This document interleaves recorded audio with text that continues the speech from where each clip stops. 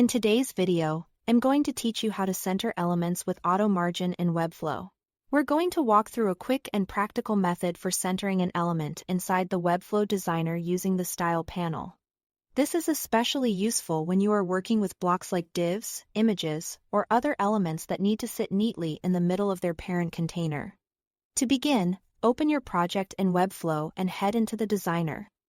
Once you are inside the project, find the element you want to center and select it. Make sure you are clicking on the exact element you want to move, because the centering setting will only apply to the currently selected item.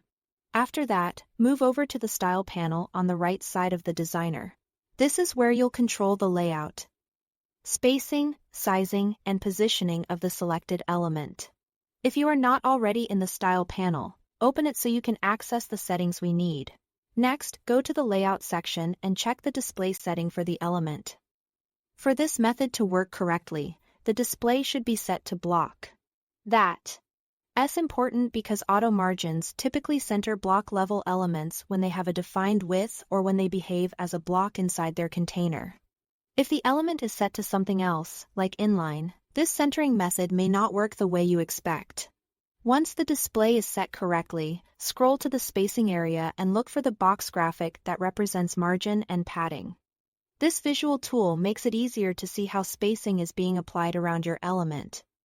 Now, in that spacing section, click the Center Element icon. This is the small shortcut icon next to the margin controls. When you click it, Webflow automatically applies auto to both the left and right margins. That tells the browser to evenly distribute the remaining space on both sides, which centers the element horizontally within its parent container.